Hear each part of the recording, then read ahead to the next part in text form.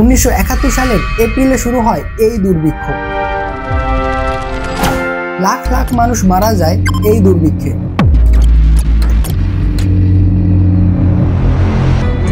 আমার ক্ষুধার কাছে কিছুই খেলনা নয়। আজ ভাবতে হারাম জাদা, তা না হলে মানচিত্র খাবো।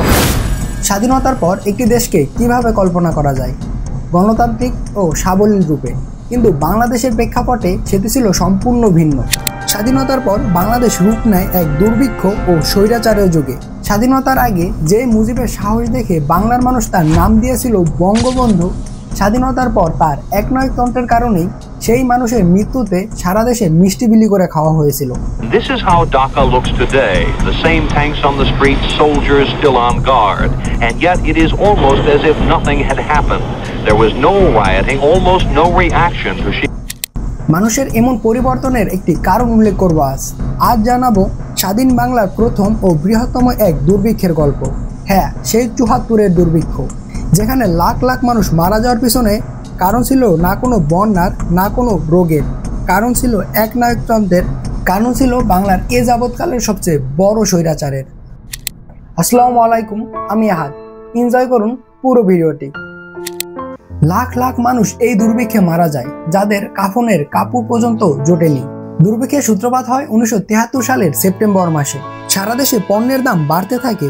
1974 সালের জুন জুলাইয়ে চালের দাম অস্বাভাবিক হারে বৃদ্ধি পায়। দুর্ভিক্ষের সবচেয়ে করুণ অবস্থা হয় রংপুরে। আনুমানিক 2 থেকে 3 মাসের মাথায় সারা দেশে খাদ্য অভাব এবং পুষ্টিহীনতার কারণে 80 থেকে 1 লক্ষ মানুষ মারা যায়। এই অবস্থা থেকে আওয়ামী লীগ সরকারও বাধ্য হয় মৃত্যুর হিসাব প্রকাশ করতে। তারা জানান যে সারা দেশে মাত্র 27,000 মানুষ মারা গিয়েছে। Then people, 27,000 people could not even die. People expected that few millions people will die. যা ছিল সম্পূর্ণ মিথ্যা ও বানোয়াট। সারা দেশে দুর্ভিক্ষর এই অবস্থার মধ্যেও আওয়ামী লীগ নেতারা বলেন, আমাদের এই দুর্ভিক্ষের কারণ হলো যুদ্ধবিধ্বস্ত অবস্থা আর মার্কিন যুক্তরাষ্ট্রের ষড়যন্ত্র। এখানে একটি বিষয় মনে রাখতে হবে যে স্বাধীনতার সময় বাংলাদেশের ক্ষয়ক্ষতির পরিমাণ ছিল মোট 1200 মিলিয়ন মার্কিন ডলার। এর মধ্যে শুধুমাত্র 1972 সালের আগস্ট মাসের মধ্যেই আওয়ামী লীগ সরকার বিদেশ থেকে সহায়তা পায় 900 মিলিয়ন মার্কিন ডলারের। বাকি 300 মিলিয়ন মার্কিন ডলারও পরবর্তী সময় এসে গিয়েছিল।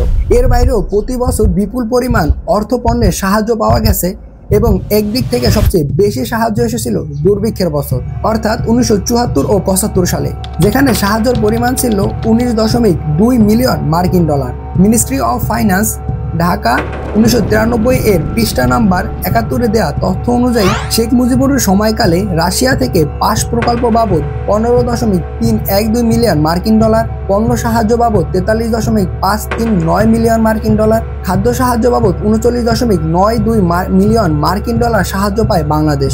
এই সাহায্যগুলো সাধারণ মানুষের কাছে যাওয়ার আগেই আওয়ামী লীগ এবং তার নেতাকর্মীরা খেয়ে ফেলে এবং তারাই আবার বড় মুখ করে বলে,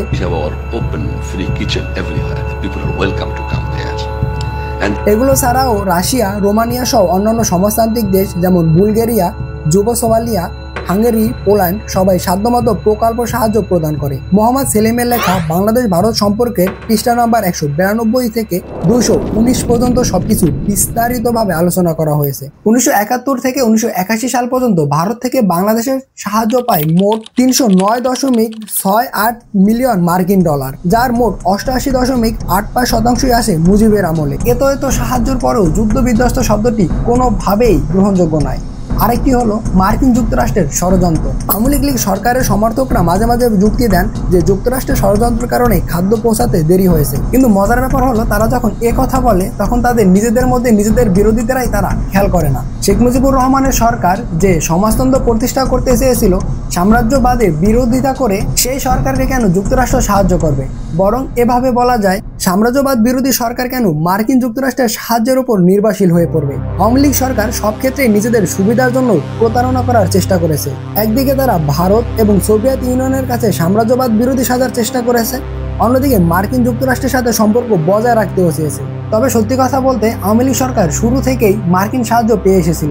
1972 থেকে 73 এবং 1973 থেকে 74 অর্থ বছরে শুধু খাদ্য কেনার জন্য 109 এবং 171 মিলিয়ন ডলার ঋণ পাওয়া গিয়েছিল, যার বড় অংশই ছিল মার্কিন যুক্তরাষ্ট্রের পক্ষ থেকে। এছাড়া 1974 সালের 8 নভেম্বর যুক্তরাষ্ট্র সরকার 2 লক্ষ টন গম এবং 5 লক্ষ টন চাল দেওয়ার চুক্তি করেছিল বাংলাদেশের সাথে।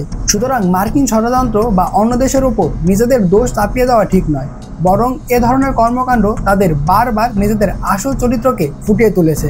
নিশ্চয়ই শেখ মুজিবুর রহমান ছিলেন একজন সাহসী মানুষ, যিনি তার প্রমাণ দিয়েছে বারবার।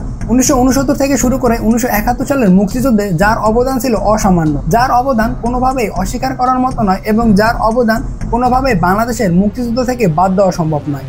কিন্তু 1971 সালের মুক্তিযুদ্ধের পর স্বাধীন পরবর্তী বাংলাদেশে মুজিব ছিল সবচেয়ে বড় স্বৈরাচার। রক্ষক যখন ভক্ষক হয় তখন তাকে ডাস্টবিনে ছুঁড়ে ফেলে দিতে হয়। গত স্বৈরাচারের আমলে এমন হাজারো রকমের ইতিহাস বিকৃত করা হয়েছে।